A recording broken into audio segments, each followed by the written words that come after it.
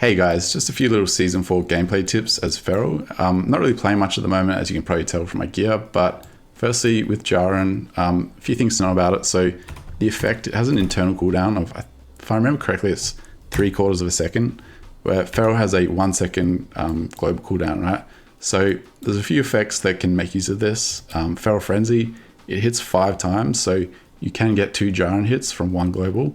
Also, Convoke, obviously, cast spells quite frequently. The other thing to note is it only procs off direct physical damage. So your Rip won't proc it.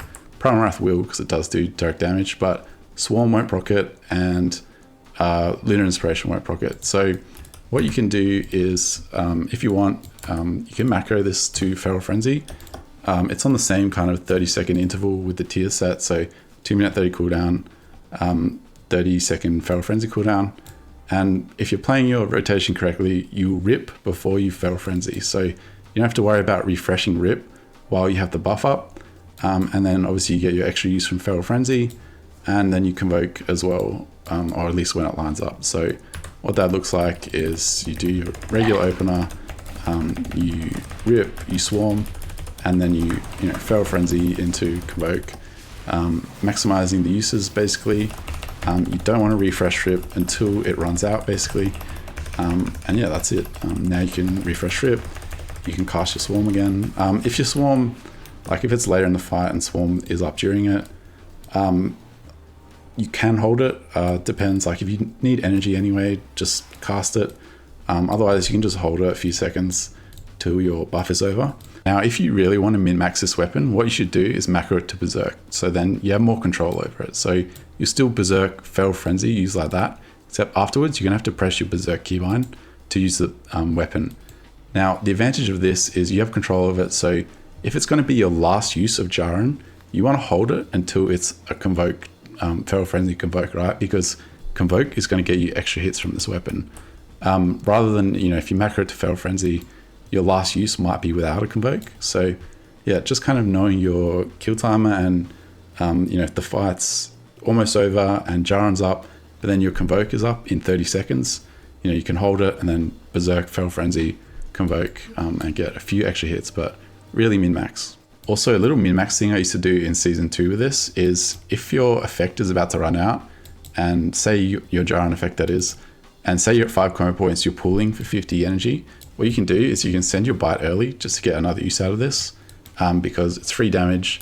Kind of depends on what talents you're on. So if it's Mythic Plus and you're not running any bite talents, you probably bite at like 35, maybe even 30 energy if it's going to get you one more use of this.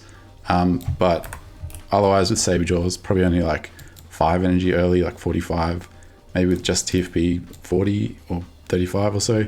I haven't done the sims on this, I can't be bothered, but if you're tracking your Djaruun and you only get another use, you can bite a little bit early just to get that use. So the other thing I want to talk about is Grief Torch. There's a few things here. First, if you're using another stat on use like Ashes, use your Grief Torch second. So use your Ashes on pull with your CDs, then Grief Torch. The other thing is Grief Torch, no, it doesn't get amped by the tier set or anything like that.